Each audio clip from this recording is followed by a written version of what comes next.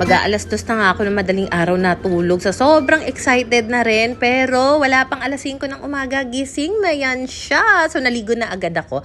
Dahil nga tumawag sa akin yung driver nung truck na maghahakot. And sabi niya, 6 a.m. daw. Nandito na sila. And gusto ko naman pagdating kahit papan nakaligo ako. Kasi kahapon, dami ko pinaglilinisan. Di ako nakaligo. Sobrang pagod talaga. Grabe siya. So, eto na nga. At for the breakfast na muna tayo. Umorder na lang ako kasi wala na talagang time. At saka yung mga pangluto namin, pinagtatago ko na kasi. And eto nga pala, nag-quick linis lang din ako muna dito sa banyo. Tinanggal ko na kasi yung rubber mat, pero hindi ko pa nalalaban. Doon na lang siguro sa kabilang bahay pagkalipat. So, etong floor, binabarang ko saglit ng tough and then kinuskus ko. And then, ayan na nga, pinagtatanggal ko na rin yung ibang laman. Hindi ko kasi nagawa yan kagabi dahil, syempre, lahat kami maliligo na muna bago kami lumarga. So, alam mo ba, ang tagal din ng proseso ng paghahakot kasi ang dami nga naming gamit. And then, binidyohan ko nga pala ito kasi iiwan ko na yan doon sa bagong tenant. Pero binili niya yan, binayaran niya yung salamin at cabinet. Binenta ko yan ng 500 lang. Then, yung hook na sabitan ng mga suklay, iniwan ko na rin para magamit. Nag-iwan lang ako ng kakaunting tough pa dito sa area na to kasi may parang kalawang stains siya. I think dahil sa kalawang either dito sa bidet or doon sa pinaka-pihitan niya. So, mawawala din naman yan eventually. Nilinis ko na rin pala yung toilet bowl kasi nakakayari sa landlord ko. Pero yung landlord ko na ngayon pumipigil sa akin na hayaan mo na yan, ate ay, so okay na yan, ako na bahala dyan. Ganun. Hindi ko na binlur yung face ng mga naghahakot kasi wala naman ako sinasabi na nagvo-vlog ako.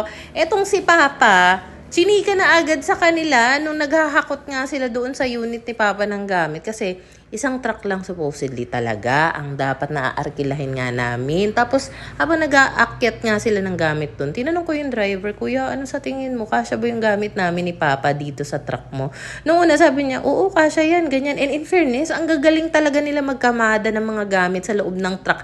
As in, kahit yung mga pinakataas, na ma-maximize talaga nila. And good thing na rin na kinarton ko karamihan ng mga gamit namin. Kasi, napagpatong-patong nga nila, nakatipid talaga sa space. However, ayun na nga, hindi talaga umubra. Sa gamit ko pa lang, kasya na dito, what more pa yung gamit ni Papa. Ang dami din niyang gamit ha. So ayun, wala akong choice kundi mag-book pa ng isang truck. So, eto kasi 10-wheeler siya, nasa 5,000 kilograms yung capacity. Then, yung binuko kay Papa, yung mas maliit na truck na lang na 2,000 kilograms yung capacity. Bago ako nag-book nun, kinonsulta ko naman yung mga nandito na driver. Sabi niya, sige, siguro pwede na yung maliit na truck para sa natitirang gamit ni Papa.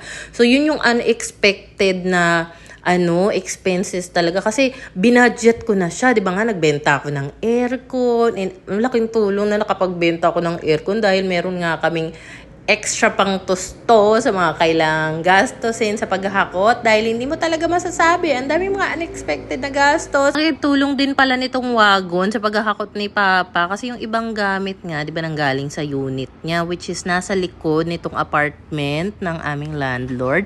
So, ayan yung mga gasol at ibang gamit niya na mahihirapan siyang bitbitin pa isa-isa. Nilagay niya na lang doon sa wagon. So, alam mo, nakakatuwa din yung nagde-deliver sa amin ng mineral water, nagpaalam sa amin. Parang nalulungkot din sila. Even yung mga nakaka-zumba ko dito sa area, nagpaalam pa sila kanina. Tapos yung isa doon, wala siyang idea na maglilipat nga kami. Dumaan siya sa harap ng bahay. Tapos sabi niya, uy, ikaw hindi ka sumali sa zumba kanina. Sabi ko, ay, lilipat na po kasi kami ng Batangas. Tapos tinuro ko yung truck. Sabi niya, ay, ganun ba? Sige, mag-iingat ka, ganyan-ganyan. Natouch ako kasi saglit lang naman ako nag-zumba na sa mga 3 weeks. 3 weeks ka lang yun. Pero naalala pa rin nila ako. Natouch ako na parang nalulungkot nga sila.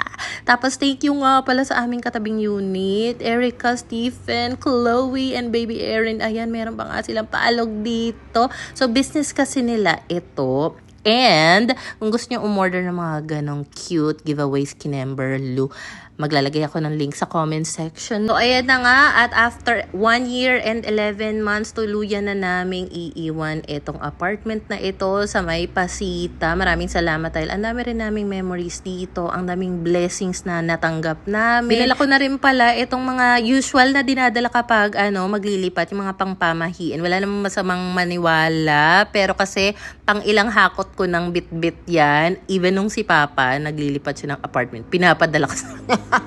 So anyway, for the go na nga kami dito.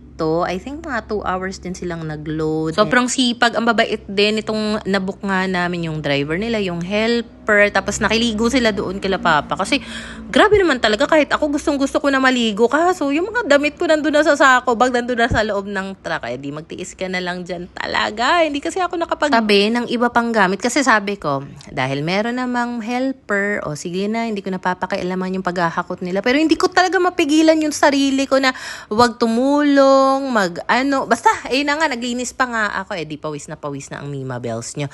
So, finally, dumating na nga rin pala itong binook ko sa Lalamove na ride. So, kapag ride kasi na option yung pinili mo, pwedeng yung tao ang i-load mo sa sakyan. Malamang. Di ba usually kasi, kapag magpapadala ka ng mga stuff, delivery ng mga gamit, Lalamove talaga siya. Pero this time, thankfully, at meron kaming nakuha papunta nga doon. So, ang rate nito, based sa app ha, nasa around 1,300 na siya. Tapos, nag-message pa ito kasi bago siya pumunta sa bahay, sabi niya, Ma'am, padagdagan po kasi po pang cover sa gas, since malayo, wala rin siyang makukuhang pasahero pabalik. So, ayun, nakinegotiate muna ako kasi syempre budgeted na nga tayo. So, additional 400 pesos plus yung toll fee ng car is 300 something. So, dahil wala pa kaming kain talaga, lunchtime na nito. So, dumaan muna kami dito sa may Lomihan dahil kapag pupunta ng Batangas, iba parang it's a must na mag-try ka ng Lomi nila. So, kasama na rin namin dito yung driver na nasakyan naming Lalamove. And, since nauna kami doon sa truck ng mga gamit, pinasunod na rin namin sila doon sa Lomihan. Kumain muna kami doon. Then, eventually, ayan na nga, nakarating na nga tayo. Pagpasensyahan nyo na, hindi na talaga ako video pa ng mas marami kasi sobrang nabisi na kami and sobrang lawak talaga dito sa labas ng bahay na even yung dalawang malalaking truck nagmukhang maliit lang sila dun sa may likuran, nakakaloka. So eto nga pala yung itsura pagpasok mo ng pinto, napakaluwag talaga niya. Oh my God, dati nagtitiis kami sa ilang hakbang lang, kusina, ilang hakbang kwarto, CR. Ngayon, pagkalaki-laki, tapos paglabas mo ng pinto, ayan yung bubungan mo, napakalawak, ang peaceful. Oh my God, hindi ako makapaniwala talaga, di ba dati, dun sa apartment, paglabas mo ng pinto, mataas na pader agad, yung mahabang lamis at yung storage cabinet sa gilid. Grabe talaga, thank you Lord talaga, and special thanks sa aking landlady na si Miss Charlene at sa hubby niya na si Sir Rayos, dahil nga syempre sila yung nagbigay ng chance sa amin na makatira dito. And dumating na rin pala yung taga PLDT, edi excited pa ako. So una, chinek nila yung kwarto kung saan nga nakakabit yung dating linya ng PLDT nga dito. Ang kaso, ang tagal nila sa labas, tingin-tingin sila ng iba't ibang poste. Sad to say, wala daw talagang pag-asa na makabitan kami ng PLDT dito. So, ire-report daw nila na hindi nga serviceable nga dahil wala nang available slot para sa linya namin. Nakakalungkot talaga dahil wala kaming internet. Hindi ko nga rin alam kung may upload ko itong vlog na ito tonight.